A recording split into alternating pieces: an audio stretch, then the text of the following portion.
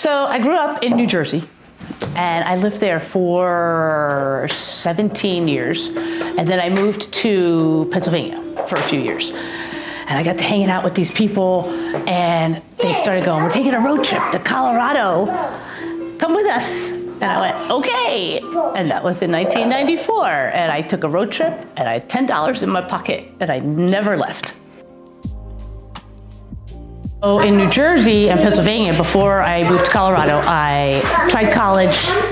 It wasn't really my thing. And so I went to cosmetology school and learned how to do hair. And everybody's always like, "What? You know how to style and cut and color?" And I'm like, yeah, I do. But then that didn't really stick either. And I came to Colorado, and I did not want to get my license here. And I got a job at Broadway Automotive. It was like the state's largest independent automotive parts store. And I worked there for 9 years. You know, it was kind of fun being the girl in that scene and knowing what all the guys were talking about and being able to help people find stuff for their car and tell them how to install it and everything. So, and I did that until I was 8.5 months pregnant. And then I had to quit. But yeah, so with Ashley, I put on all that weight, and she was born on her due date at 9 pounds. So she was a large baby. She had a large head. They weren't really sure how I did that, but it was quite an accomplishment. And even Paul to this day says, I can't figure it out, like how these hips gave birth to that child. And then with Elizabeth, I only put on 30 pounds with her, and she was 8 when she was born, so that was a piece of cake. So I had the girls. I did not go back to work because at that point, they offered me my job back at Broadway, and it just wasn't going to cover childcare. 2 kids, and so I decided to be a stay-at-home mom for a few years. And then my neighbor, out of the blue, came up and said, "Hey, Stacy, I am going back to work. You are going to take care of Brandon." And he was 6 months, and that's how I got into childcare, and that was 12 years ago. Eating stuff.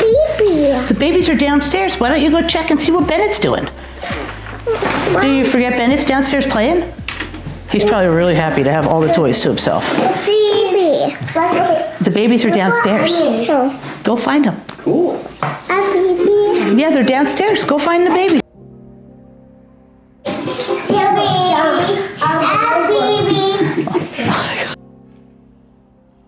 Yeah, so Elizabeth was about 2 years old, and Ashley was 5 when I started childcare. And people would always say, "Are you going to have more kids?" I'm like, "Are you crazy? I watch children. I have 2 of my own. I don't need any more." And it was all teachers' kids at first, because my first mom worked at Pioneer over in Lafayette, and it was word of mouth. And that's all it's ever been, is word of mouth. It's really nice. I've never had to be like, "Oh, I need children." And I just have a good time with it. I didn't think it was going to be such a permanent job, but it became that. And at one point, everyone was really upset because I was going to open a diner. I had the business plan, I had the backers, I had everything, and then I got divorced. So that plan went on the way back burner, and all my parents were like, "Yay!" Because you're not going to give up childcare. We still need you here. So I'm still going. And I mean, the other plan may happen someday, but right now I'm pretty content with it, and they all like me, right, Prim? She's like, "I have dogs, I don't care." Elizabeth gets pretty tired of it a lot of the time, which I completely understand. So she goes to her dad's after school, who lives like down the road, and she just goes over there to hang out. And then she comes home after I finish working out. I go pick her up, and then she's like, the house is quiet. And Ashley can deal with it a little better. She's like me, she tunes it out if it gets too loud. Oh, hi. Oh, thank you. Is the dog getting me? Oh, now you're both going to get me. Yes. Thank you, Ryder. Probably 10 years ago, I started really thinking about it. I see them. And I started really thinking about it, because being from New Jersey, there's good diners everywhere. And that was my favorite thing to do on a Sunday from being a little kid, until I left. Just go to the diner and sit there and have good food and good pie. And I've always liked to make pies. I've always loved to bake. And it's always been really easy for me, because one, I really like to do it, and two, they're really good, so I like to bake. And so yeah, really what I wanted was just the Jersey style diner, open early in the morning for breakfast, lunch, and then be done, not serve dinner, because that's not a big diner thing.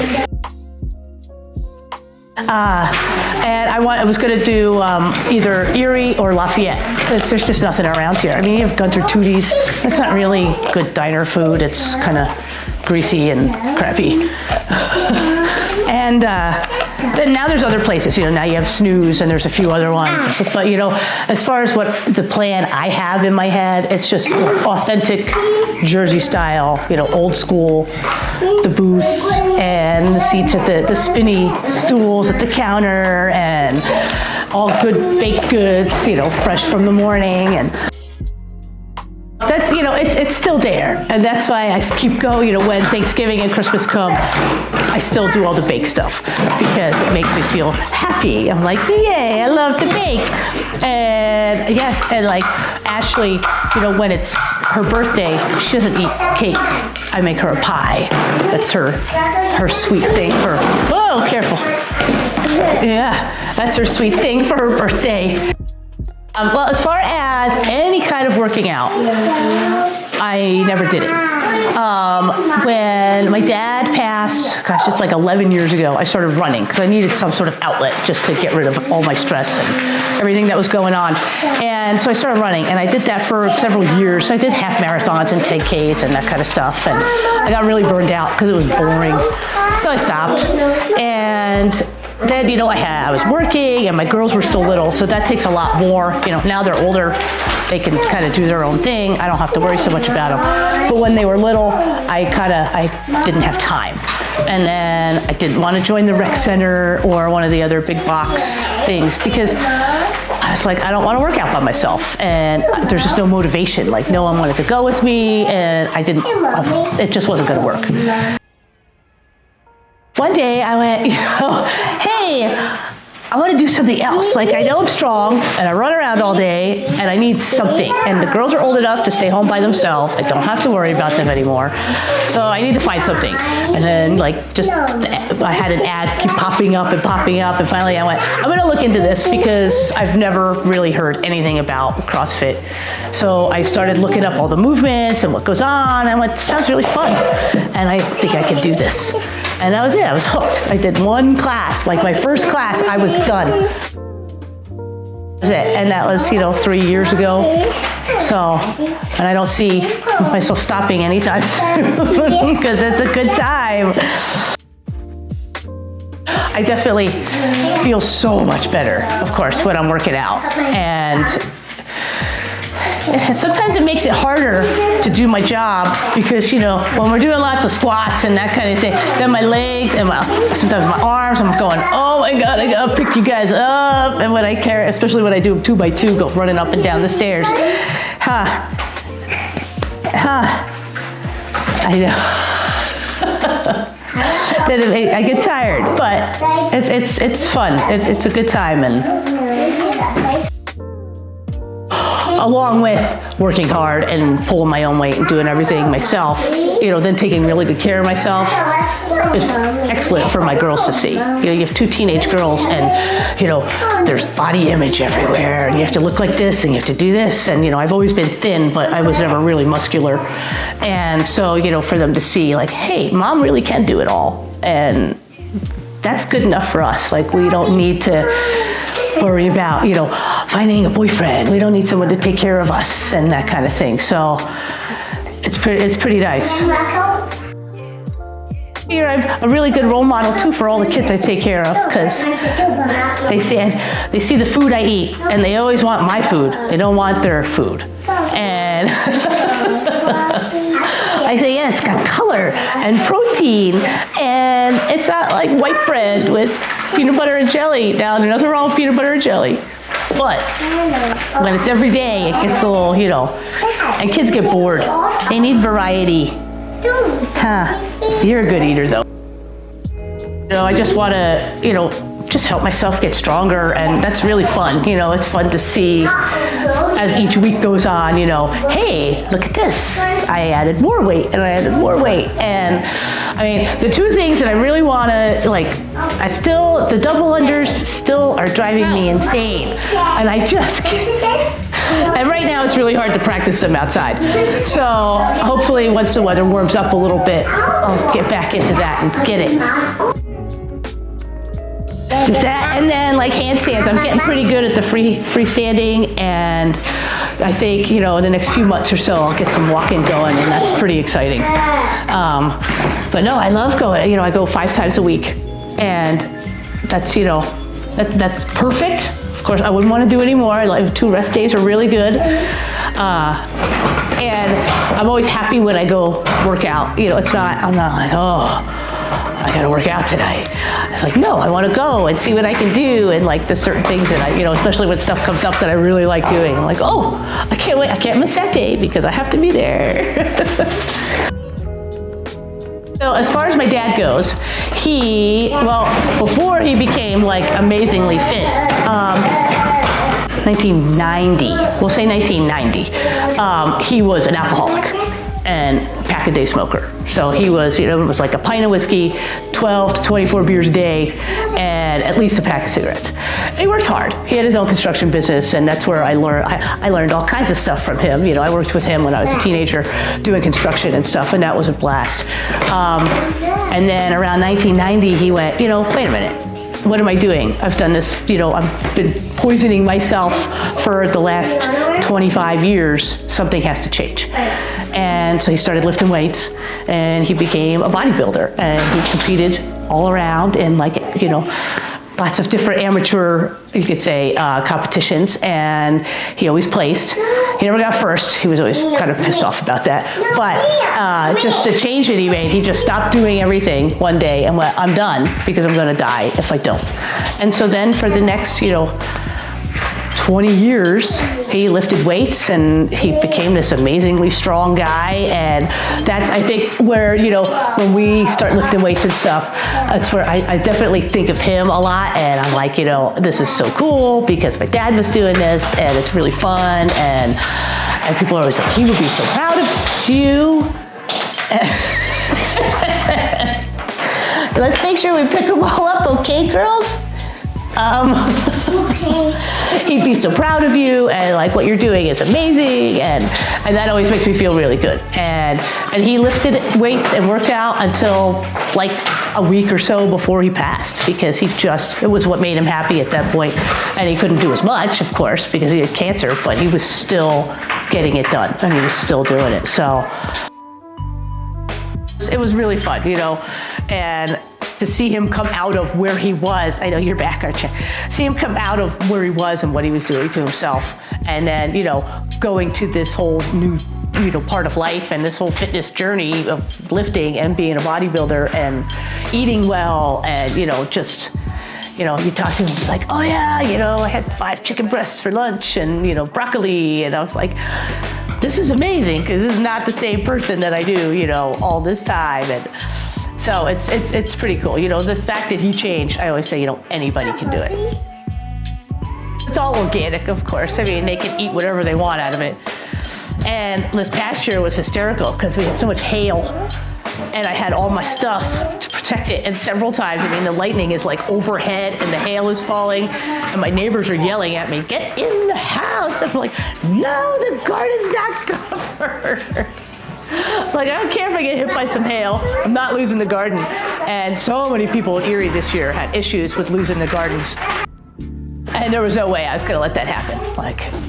I put way too much work into it, and it's my happy place. I just go out there on the weekends when it's quiet, and I'll just lay there and all the stuff, and it's perfect. Where's Mom? She's in the garden. So Paul and I have been dating for 7.5 years, and he has always been into hot rods and that kind of stuff.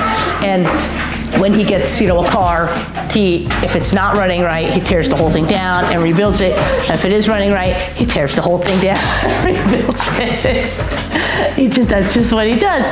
And so over the summer, there's 3 or 4 that we go to together. They're big weekend events, and we go and we have a really good time because it's just drag racing the whole time and getting dirty and having fun and spending time with friends. And it's just, I love doing this. It's, cars was always a thing for me. I always enjoyed old cars and stuff. And I kind of got away from it for a while, and then when we started dating, I was like, hey, that's right, this is one of my things, and so it's just to go and to listen to the cars and to I'll help them occasionally, but I usually stand back. I don't want to be in anybody's way. That's the way I always feel about stuff, and if he needs help, he'll ask me. And but yeah, the hot rods are a super fun class of cars, and Paul has 3, besides this regular truck, he has 4 cars, because he's got 2 26 T's, and then a 51 Ford pickup, a 63.5 Galaxy. That was my favorite. That was in the garage. Oh yeah, I make all kinds of goodies for Christmas and Thanksgiving. And I like those holidays because they're family oriented, and it just is it just feels like a cozy, I don't go all out. I'm not like the crazy lady that, puts too many decorations or does the dumb elf on the shelf thing. Don't ever do that. But my favorite one, of course, is Halloween. And if you know me, then you know that's very true. And one of my favorite things to do is get all the stuff out at the end of September or the beginning of October, because a lot of it's kind of creepy, and most people don't like clowns, but I get everything out so all the daycare kids can play with stuff and get used to it. And then they start putting on the freaky masks and scaring their parents when they come, and playing with things and dancing around with the skeletons or the clowns. And it's so fun. And so I do a big party. I've done a Halloween party for the kids for 10 years now, I think, and it's always crazy. There's 60 people in my little house, and it's a really good time. And all the kids, the parents will come in and go, ooh, Stacy has some creepy stuff, and they're like, no, it's so much fun. I always tell parents, it's only scary if you tell them it's scary. They don't know what scary is until you're like, ooh, I don't know about that. And we just have a really good time with it. I put up as much as I can. I buy new stuff every year. And just recently, I have these porcelain doll heads. And I didn't want to put them away because I was sad. They finally were. I was like, okay, New Year's is over. I still have my doll heads out. And I went, oh, I'm going to plant things in. And my oldest, Ashley, went, Mom, those are awesome. And Elizabeth looked at them and went, no, Mom, you can't have doll heads with plants coming out of them. So of course I can. So, I've got to have a little bit of it here and there. And there's still skulls in the yard, and when the snow melts, there they are, and it's just how it is. It's, it's the best time. It's the most wonderful time of the year.